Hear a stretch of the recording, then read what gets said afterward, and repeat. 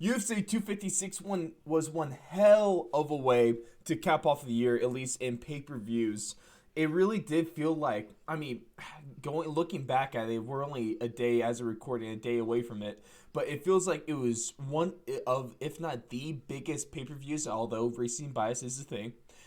It still feels huge, and I already miss it. But Blake, man, what did you think about that night? I think top to bottom, this was probably my favorite card of the year. I don't think there was any other card that really stacked up top to bottom, just entertaining fights. I mean, there was hardly a moment to rest last night. I mean, my eyes were glued to the TV, I would say. I mean, for a pay-per-view that lost three title fights and then still came through like this, with arguably one of the greatest fights in the division's history, one of the greatest fights of the year, and then just constant finishes. It was absolutely phenomenal from top to bottom. But Blake, let's just get on to things then. But real quick though, let's look. You posted some numbers, some interesting numbers from here. I mean, Chase Hooper, we'll talk about him first, but he got a 10K in the show and then a 10K win. And Yeah, I it's always not making like much. taking a look at the fighter payouts. It's just kind of Yeah. interesting to see, where everybody's at. And it looks like right now, 10K is kind of just the bare minimum, kind of like what your standard Mm-hmm. starter salary is going to be like when you first get into the UFC. Chase Hooper, like you said, 10K to show, 10K to win, 3,500 promotional bonus, which is I believe from Reebok and like other just the sponsors of the UFC. Mm-hmm. So I mean, not a great payout, 23.5K to get roughed up like he did. But I Hey, he mean, certainly has to be living for free over at Askren's place. some of the yeah, that's one benefit that hopefully he does have going for him. Hey, But I Askren mean, has some decent cash too. He has a nice place, so yeah, he's doing all right. hopefully he's helping Few young time Chase champion. Hooper out. You know. He's okay. But a few of the numbers that really stood out to me tonight. I mean, some of the big winners, I guess you could say. Tisha Torres, 125K total. That is what she brought home. Mm-hmm. 60K win, 60K guaranteed show. Cub Swanson, he came home with 310,000. That's big. 200K to show, 100K for the win, It's a lot for 10K prelim. I mean, promotional the second bonus. highest one in the prelims was Moicano with 75. Yeah, in terms of guaranteed show. For the main card, Junior Dos Santos ended up still taking home 420 grand. He gets 400,000 just to show up. That's benefit of being an ex champion, Right. in one of the hardest divisions And then being in the the UFC. champion, Figgy gets 750 for show, man. Yep, that's the big And one then right that there. extra 50K, well, the best way for the bonus, we'll talk about it when we get to that fight though, but Rafael Fiziev, 20K to show, 20K to win.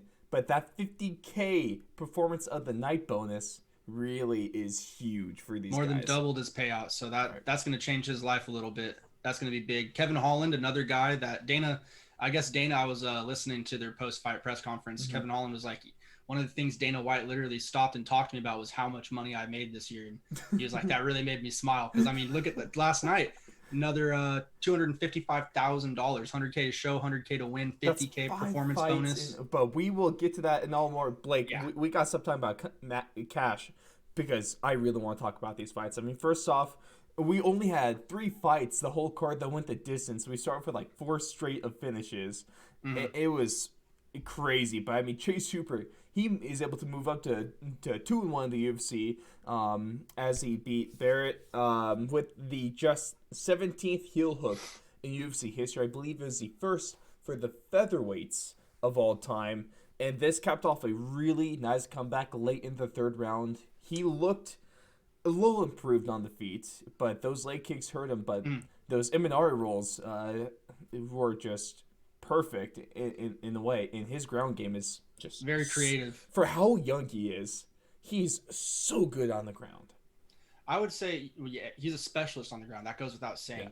Yeah. The thing that I am most impressed with Chase, I think, is really his heart, his tenacity, Mm. his toughness, and his durability. I mean, any regular guy would crumple from those hits that he was taking. Yeah. He was taking some really, really good punches, and he was also taking, like you had mentioned, those kicks to the leg. You could tell they were definitely bothering him. I don't care His right what leg kind of was poker definitely face he hurt. was putting on. Yeah. And to get to the creativity of those Eminari rolls, I mean, that's beautiful because you got to find a way to win. Not all the time is it going to be, an easy route to victory. You gotta sometimes figure out a way to win, and that's what he did last night. Even though he went down, 2-0 into the third round, he knew, okay, I gotta somehow Mm-hmm. get this guy, pull him into deep waters. I'm a shark when I get onto the ground, and bite him up, and that's what he did. It was picture perfect once he got that to the ground. So I mean, he's a scary dude on the ground. However, he's got to start investing in some striking, man. Some real striking and offensive takedown, I think, would go really well in his game. Mm-hmm. Well, I mean, there's some bonuses. There's some positives to being so close with Ben Askren, especially for that ground game. But the stand up, I'm not sure if Askren's the guy you want to really to be under the wing. But he still has, I mean, 21. I'm only a couple months older than him. It's so weird. But he has so much time. He was saying his post fight kind of speech or interview that he still has about like 8 to 10 years until he actually reaches his physical peak. Right. So if he could just keep going at this rate, future champion is written all over him, 100%. As long as he keeps improving, and Exactly. I'd love to see it. He's definitely a fun guy to watch. I mean, a guy you can never count out. I mean, that's like a quarterback that can throw a Hail Mary, like an Aaron Rodgers type deal. You just can never count him out. If there's a second on the clock still, there's a second that he can tap you out. 100%. Next fight I want to talk about, though, was, as I alluded to earlier, with that 50K. First performance of the night bonus went to Rafael Fiziev as he gets a brutal first round knockout over Renato Moicano. And I thought this was just going to be a really good fight. I thought this is a lot of people saying 5 night. It didn't go long enough to be 5 night because Fiziev put his lights out.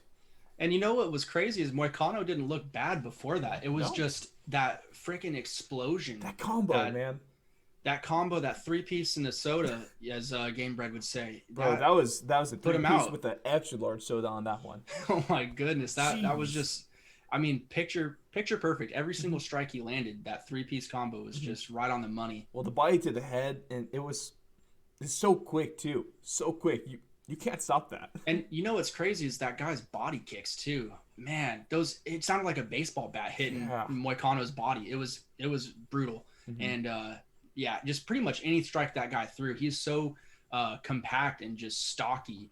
I would not want to get hit by that guy. It looks like every single strike he throws could put you out. Yeah, he's throwing that with bad intention. Well deserving of that performance of the night bonus, extra 50K on top of everything. I'm excited to see him fight next. Who does he fight next? That's what I want to know. That's a dangerous guy. That's a 155er that not too many guys are going to want to fight. That's just another good fighter in a long list of them in that lightweight division. Yeah. Let's get on to that. The cap of the prelims, with Cub Swanson. He returns from his ACL injury in a big way with a second-round knockout over Daniel Pineda. And, hey, Blake, I think he still got it. I couldn't believe he went into this, and I believe he was the underdog. Yeah, on the he was betting dog. lines. And so, I mean, I don't know. I think Cub Swanson never really lost. I know ACLs are tough to come back from, but it seems like the sports medicine's getting, more and more advanced to where these guys can make a solid recovery from it. So I thought Cub Swanson's skill set's always been within the top 7 of the division, any division he's fought in. So I didn't really understand him being the dog going into this fight. But regardless, incredible performance. Another guy that, took a little bit of a beating on his leg early on, powered through it, and just threw some freaking lightning with those hands. My God, sparked him. Well, this was just a really good win from him. Basically, if we look back in 2017, he started a 3-fight losing streak when he would lose to Brian Ortega, who then gone to lose to Frankie Edgar, Ronaldo Moicano, guy we just mentioned. And then he also would lose to Shane Burgos at the beginning of 2019. So, 4-fight losing streak. Then, of course, he has a highly anticipated match with Crone Gracie last year. Win. That was a 100% must win, but also just in terms of looking at it as a spectacle, a lot of people were putting a lot of weight on Gracie as he was the next star of that family. Right. He goes down and shuts that down real quick. He was 5-0 going to that, now 5-1. That was fight of the night. It was. And then now he gets back-to-back wins. He recovers from ACL surgery and comes back this year, gets a big win, and I don't know if he's going to be near champion level in that featherweight division, but looking at the past couple fights, he's far from over. Yeah. I mean, another guy that might recently be coming off injury is Josh Emmett. Can he get matched up with Cub? Oh, That would be kind of cool. Give Cub a little bit of time to rest. hey, shout How out to soon is Josh going to come back? I hope That would soon be cool. because man, I when we interviewed him it was like a week after his fight. That feels like a year ago. I Right. really miss Josh in that division because this featherweight Yes. division's good. Once Josh is able to get back, oh boy, it's going to be Whew. that much better and that much more scary for Volkanovski if he's still at the top. Yep. Let's get on to the main card though, because starting us off with Cyril Gane. I mean, if we're watching all of John Anik's stuff, there's a lot of controversy to how his last name is pronounced. We got that stuff silenced in the post-fight presser, but he has a, I'll put in quotes, slightly controversial, but not really win over JDS. Of course, because like he hit him with the elbow, but JDS argued, but the elbow did hit the back of the head, but he had contact with his ear, which makes it legal. And JDS was turning He away was from him turning. too. Yeah. If you don't want to get hit in the back of the head, don't show him your back of your head.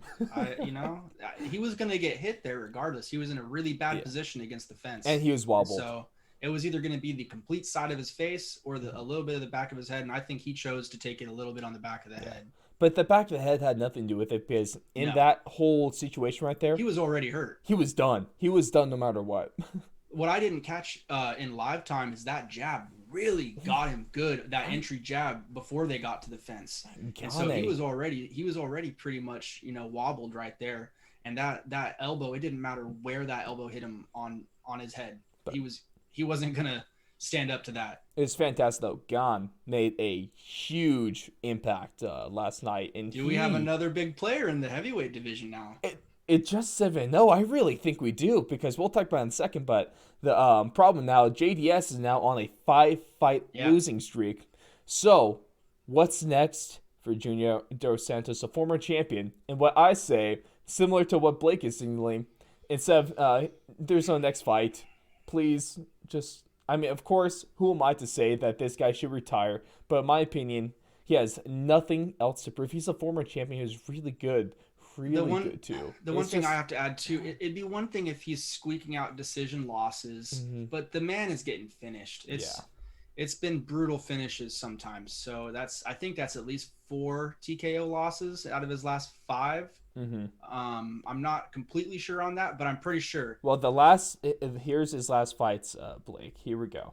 So his last fights have been, although they've been against killers. Right. His last win goes back to 2019, early in that tie? year.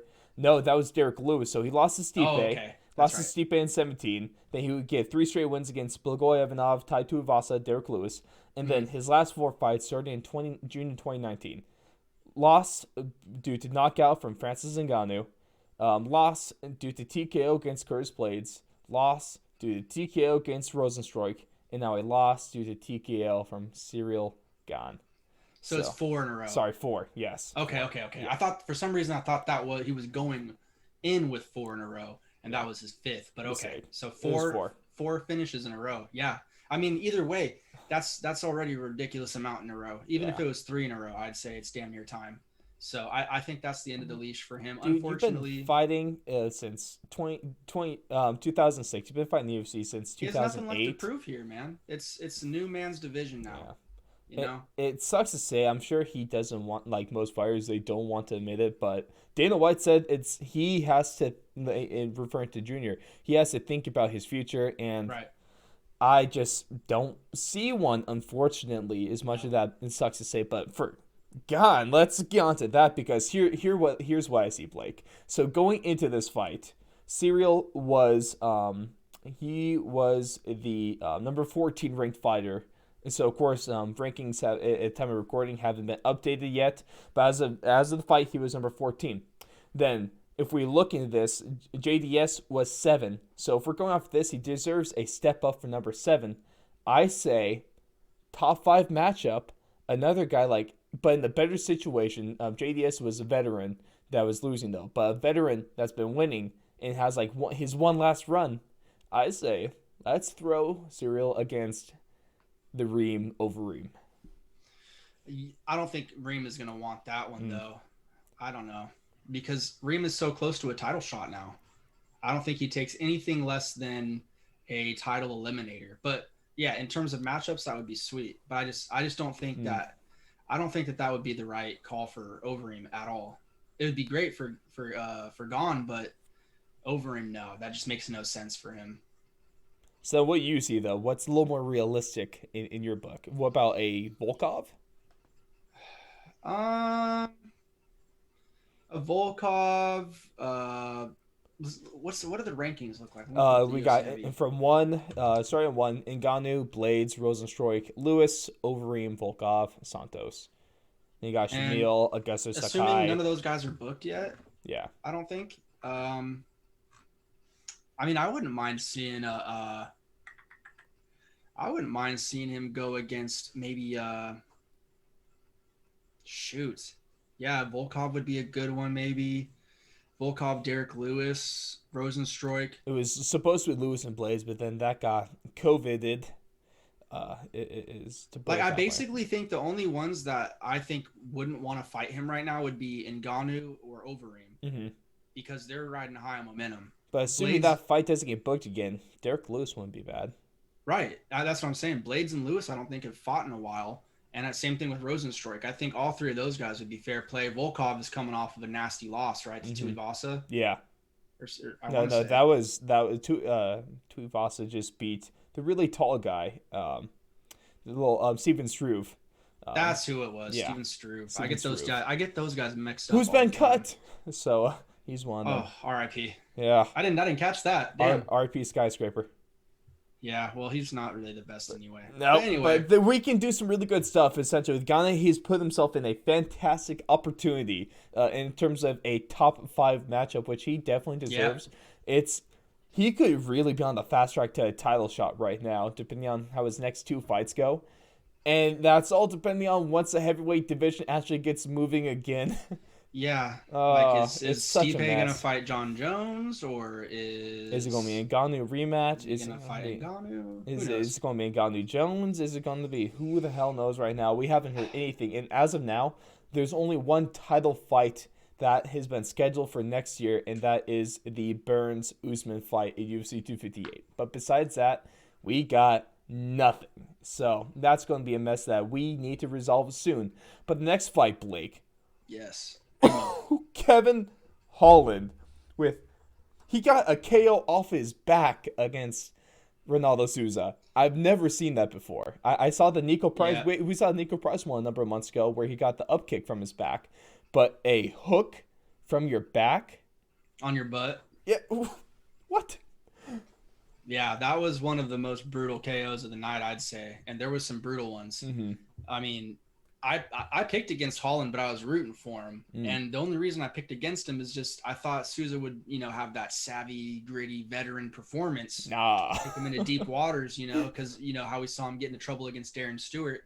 I was like, man, I think Souza, he probably could do it a little bit better than Stewart. But, boy, was I wrong. I mean, man, Kevin Holland, he was not scared of the ground. He was not scared of anything it looked like Souza was throwing at him, and was talking trash to him all the way there. And well, he wasn't just like Habib talking trash. He was yelling. Oh, yeah. He was telling him he was dreaming about him and stuff. But I think my favorite part actually came before the fight, when they were both getting in the cage and they started getting down and they're dancing. That was hilarious. When they panned the camera to Souza and Souza started dancing a little bit. I was like, dude, that's hilarious. So great. But Kevin Holland make a statement. His 5th win in 2020. His 5th win in 7 months. Man. Gets a POTN bonus, and then not only does he have a phenomenal showing, he gets pretty much, it's a performance bonus, but he got knocked out of the night in brutal fashion. I mean, we saw Souza, he was going out multiple times on his stool after the fight was called. That was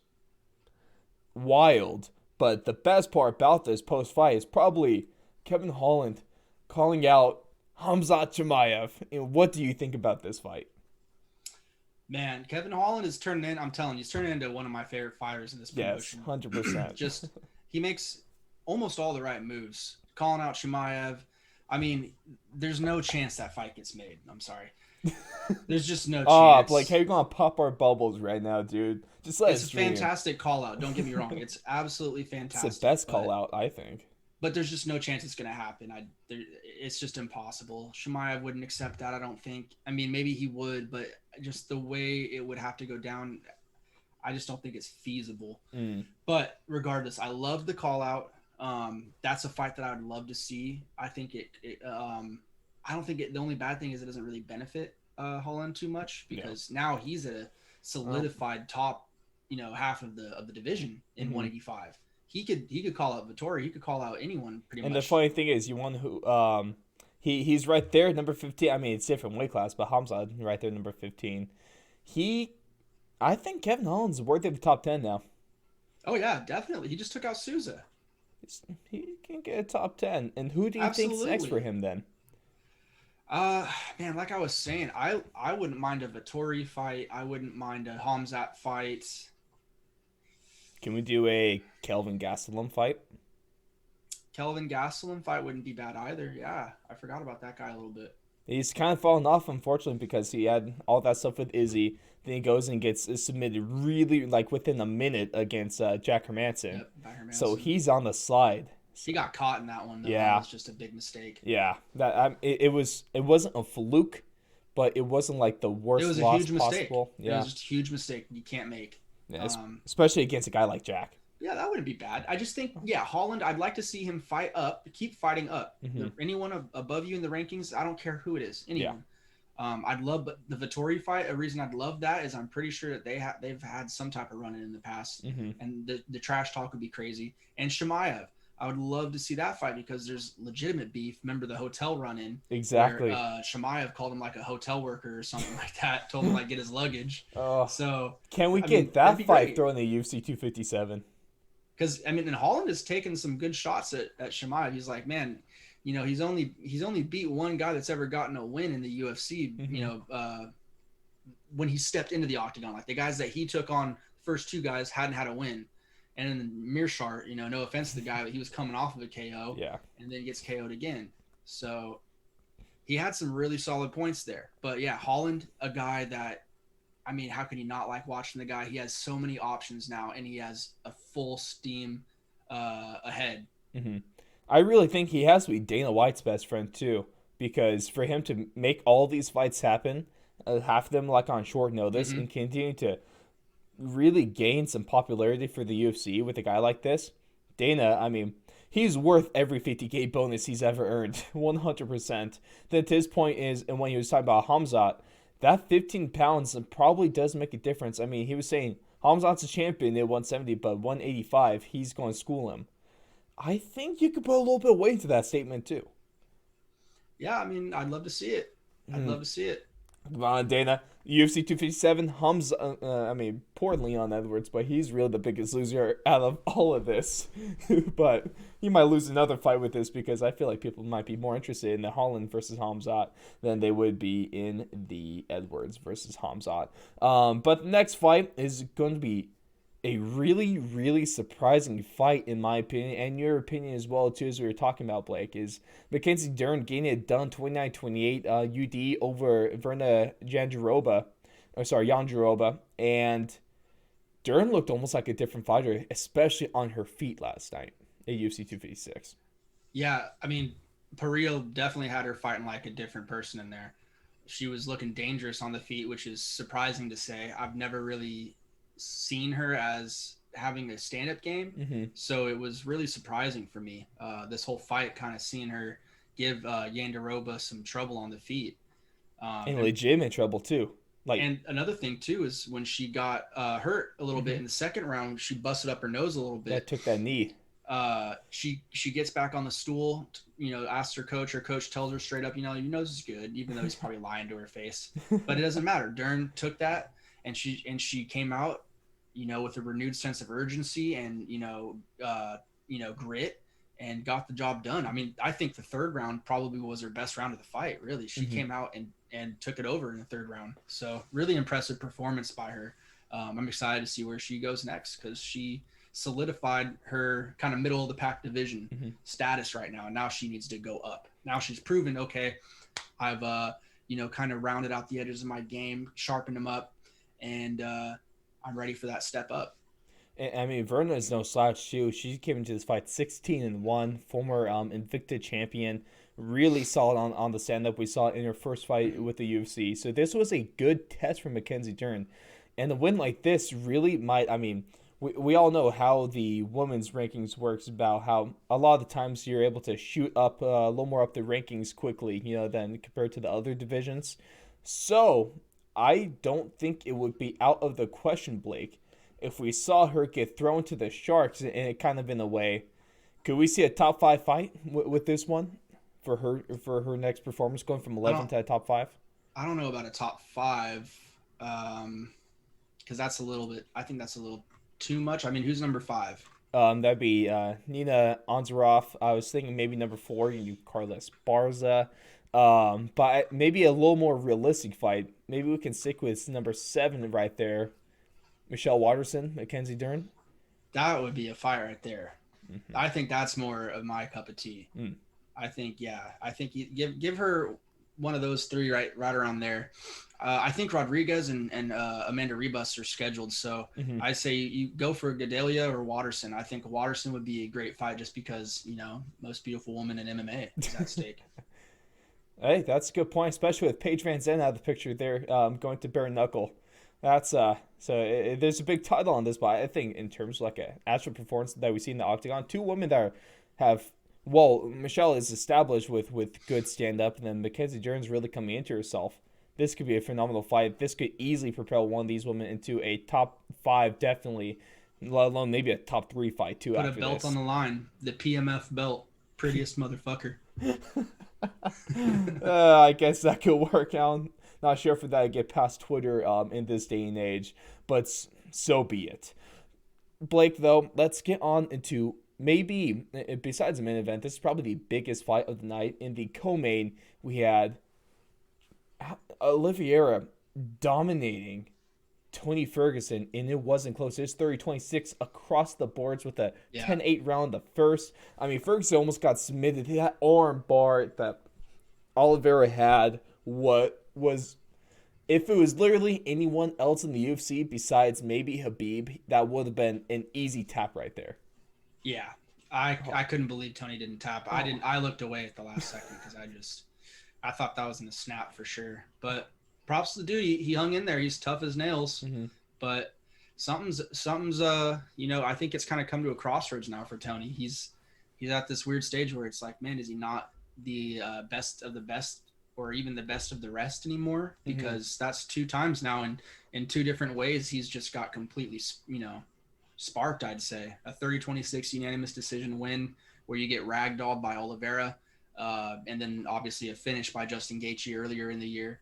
That's got to be a little bit of an alarm for him. And I mean, contrary to the JDS situation, I don't think this is the end of the run for Tony. I still think that he has plenty of fight left to give. It's just at what level is he going to be competing, and what are his goals? And I think that's something that Dana detailed in his post-fight press conference. Like, he needs to tell me, like, what are your goals? Like, where are you still trying to go? And then we'll go from there, because I don't know. He's going to have to get back on track somehow. Well, with this fight, it's really hard for me to see him in the title picture. Yeah, no, he's definitely this out might right be now. This might be it for him, but this fight kind of sparked a few questions for me that I had last night. You saw this over on Twitter at Fourth Long Radio.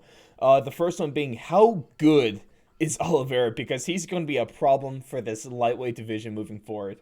Really, what I see. Let's jump to this one, Blake. What do you see? What do you think is next for him? Because personally, I would like to see him fight the loser of McGregor versus Poirier too. Yeah, I think that question was answered last night. And yeah, I think the loser of the McGregor fight, yes, that could be in for play. But I mean, seriously, what is going on right now with Chandler? Why don't they fight? Give Chandler a fight against Oliveira. I mean, we got to see what that guy's made out of. I mean, Gaethje said he's preferably going to wait out for the winner of the McGregor versus Poirier fight, which is fair play to him. Yeah. I think that makes sense. He earns it.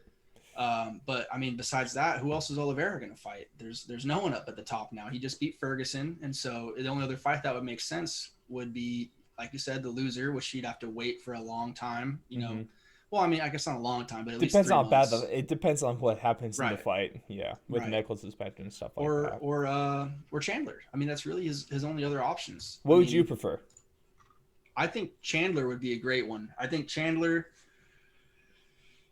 but the thing that's yeah, because I think either way he's going to be a fight away. You know, he's going to have to beat a Chandler. He's going to have to beat a Poirier or a McGregor in order to get in line for that title eliminator or title shot. Mm-hmm. I mean, the only other fight maybe is Dan Hooker. Have they fought yet? Mm-hmm. I don't believe so. I don't believe Hooker's Looking fought back in his Oliveira stuff, that could be a really good one too.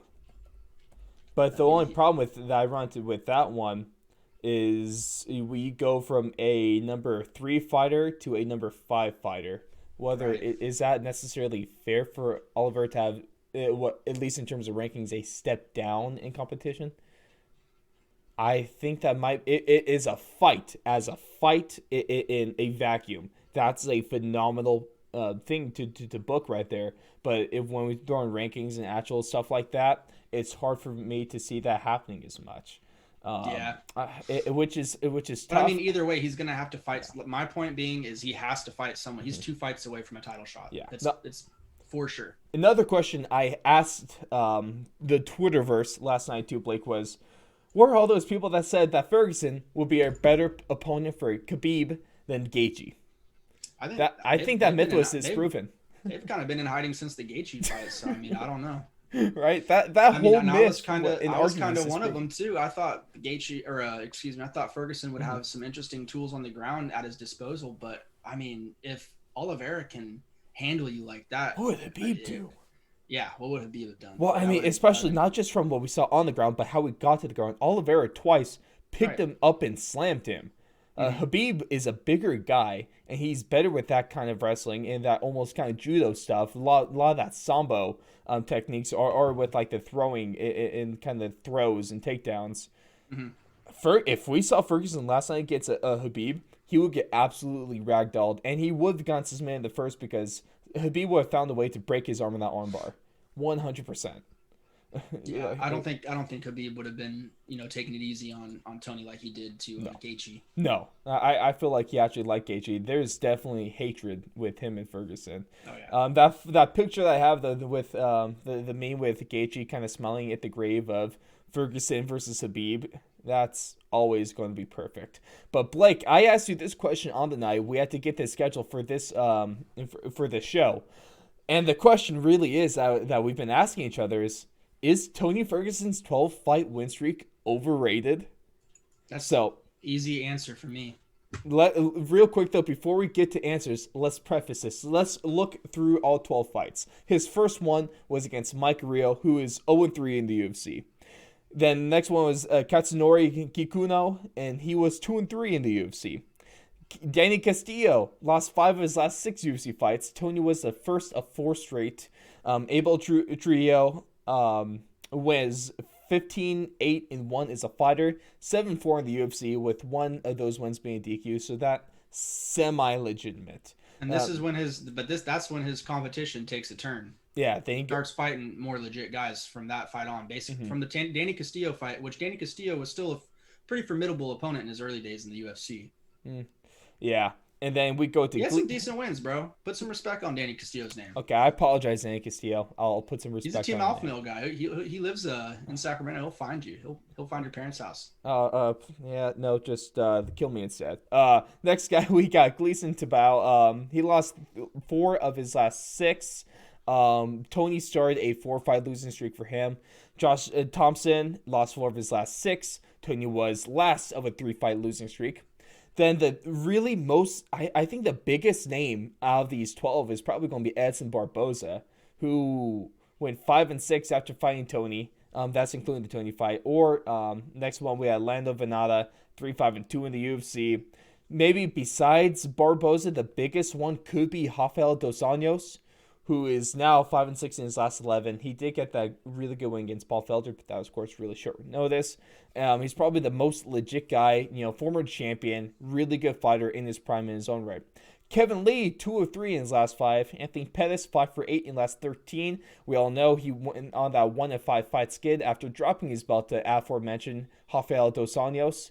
Then his last win came at UFC 238 a couple summers ago against Cowboy Cerrone, and of course he has lost 4 straight, starting with Tony.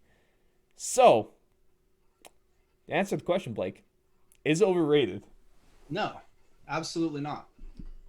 I think that's just like, I mean, for you to have to go in that much in detail on his record, it just kind of sucks for you because you just had to waste all that time.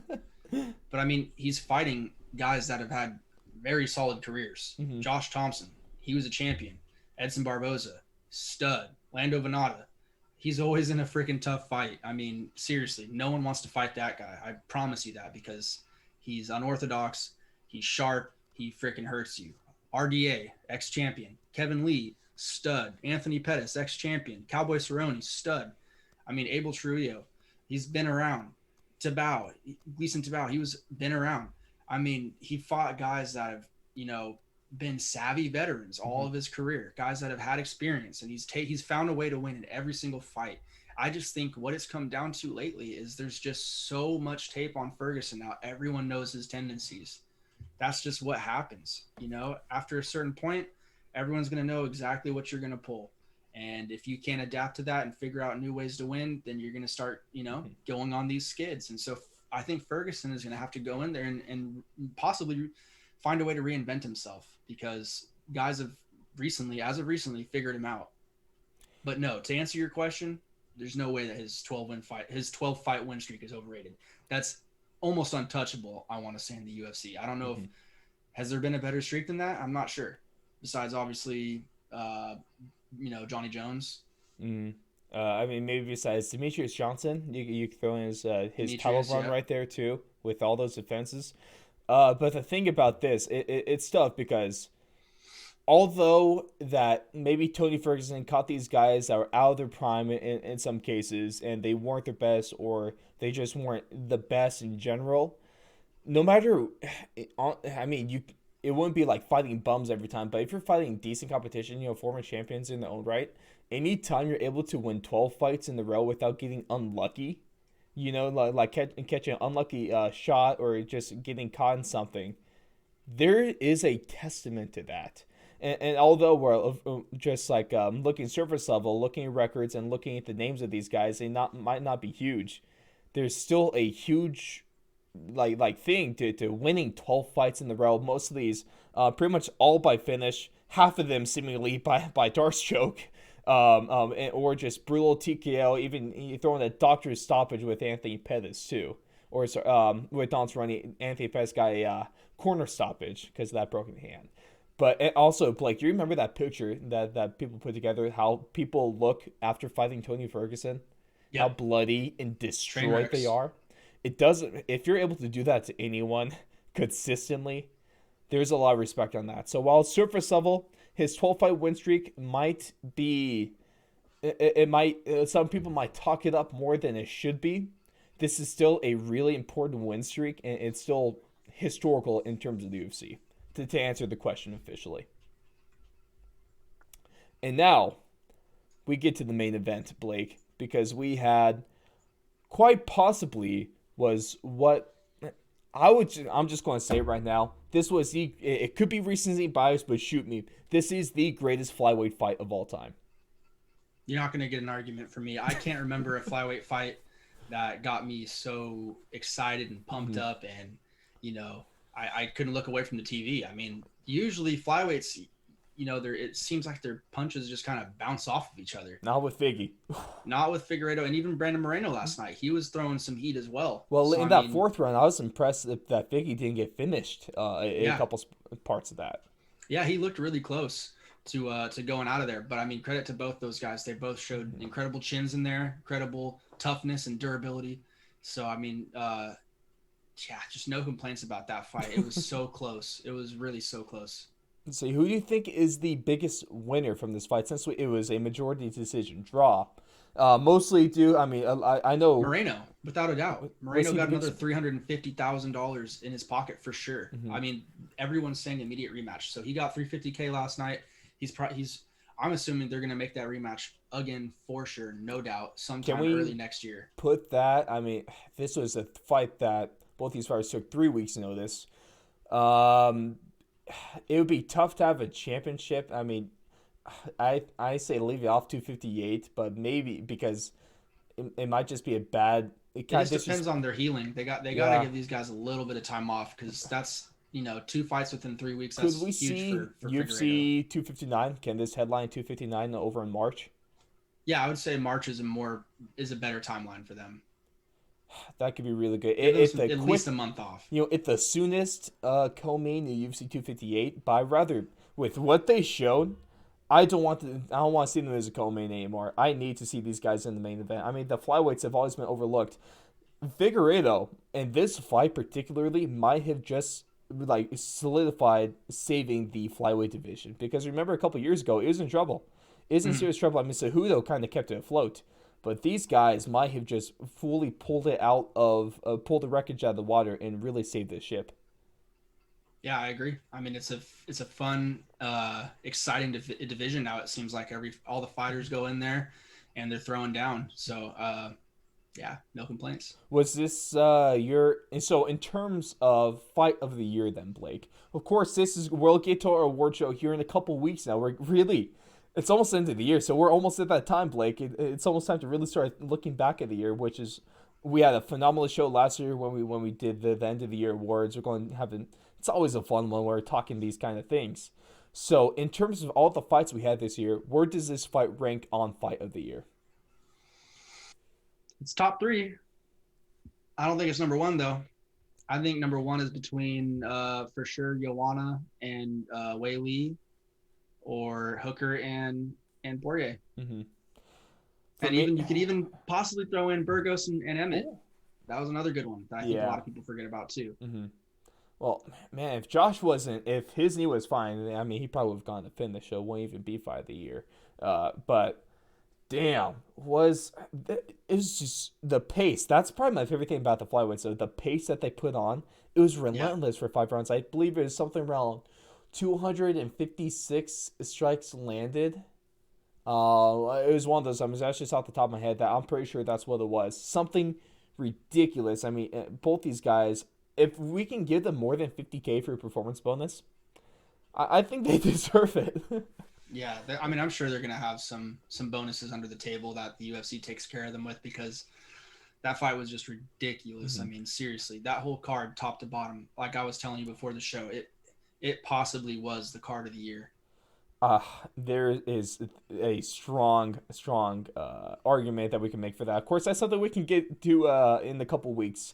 But I mean, just wrap up 256. It was absolutely amazing, and it was one of the best shows we've ever seen. As I said at the beginning, a card that lost three of its title fights, three main events, and it still goes on. We get that kind of show.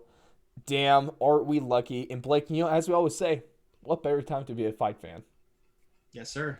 But to kind of wrap things up, to look forward to once this happens, so we will be giving a breakdown of this card. But our UFC Vegas 17 is absolutely stacked in December 19th at the Apex.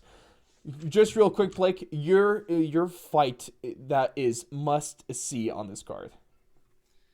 I have a few that are must see, but I think the one that I'm most excited for, and it could either bite me in the butt or it could work out and be amazing, is Stephen Thompson versus Jeff Neal. I Oh, know the I'm main being basic. event. Oh, I'm picking the main unbelievable. event, but it's just because I mean this Jeff Neal guy. I'm excited to see him step into Hmm. the forefront of the limelight.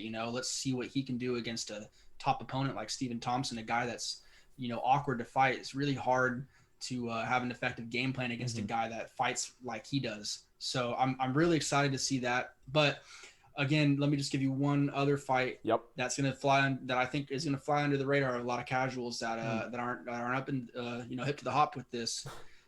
Michael Pereira or Pereira, Pray. however we say Yeah. that. Yep. You're better with the R Miguel rule. Pereira, Yeah. that guy.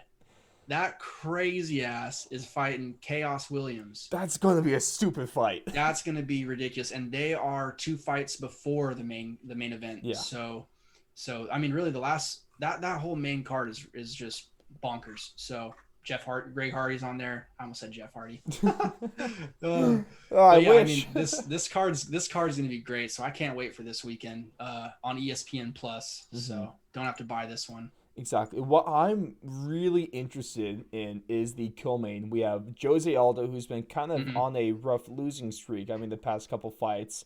He's probably reaching the summit of his career. But, I mean, for a phenomenal fighter in his own right. He's looked good in the bantamweight division, too. I mean, another guy on this card, Marlon Moraes. He's just fought some ridiculous killers. Right? Jose Aldo arguably beat Marlon Moraes. In my opinion, he did beat Marlon Moraes. We both agree on that. Yeah, exactly. And so Jose is still really good, though. But Marlon Chito Vera, of course, he just put a little damper on the Sugar Sean train. On the boy, yep. Put a little damper on the boy. Right? And so it's all good, though. Vera, he'll be back. Chito Vera, I mean, he'll be back real soon, UFC 258. Marlon Vera, 15. I mean, Jose Aldo, 7. This is going. Marlon Vera had a very strong showing against Sugar Sean. And he can really make a statement in this bantamweight division by knocking out Jose Aldo too. There's a lot Jose riding Aldo on the line. Smokes him though. You think? Are you just a little salty? I think Aldo smokes him. And then besides that, though, if we want to talk, I really like the heavyweights with Marcin Tibura really coming on to the scene recently. Greg Hardy, that's going to be a big test. Of course, the guy we had on a couple weeks ago, Alex Morono against Anthony Pettis.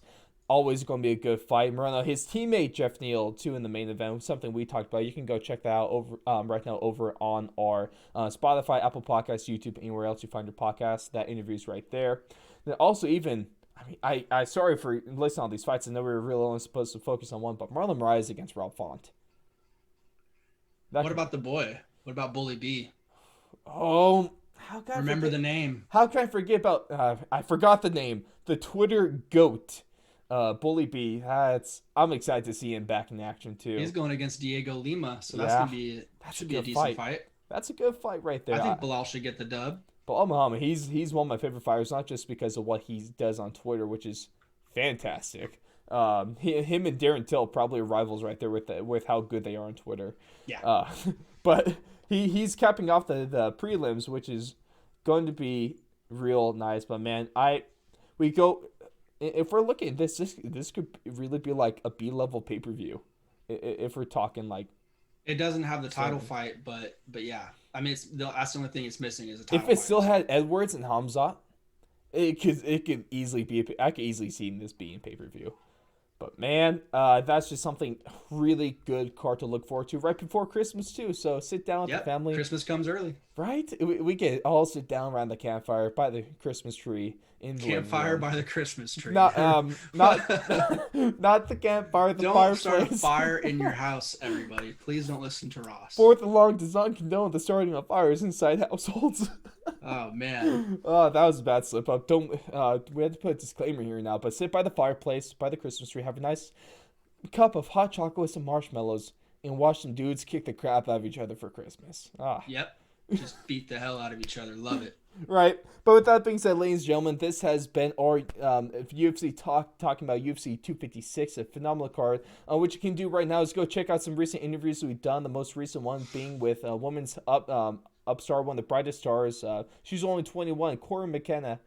Corey McKenna really making a statement that women's division in her debut just a month ago, UFC Vegas 14. That was a phenomenal interview. We had Alex Morono, Sasha Palatnikov. Go back, way back. You see Josh Emmett, as we talked about before. And then coming out next week soon, probably after this is released, we're going to have Smiling Sam Alvey. I know Blake loved this guy. If you know him, you love this guy. Just a smile that has everyone smiling as well. Oh, yeah. But with that being said, check us out on Twitter, Instagram, or just go to www.thefourthandlong.com. But Blake, congrats on having just a phenomenal Saturday night watching UFC 256. And ladies and gentlemen, have a good rest of your day. Enjoy UFC Vegas 17, and just be a fight fan.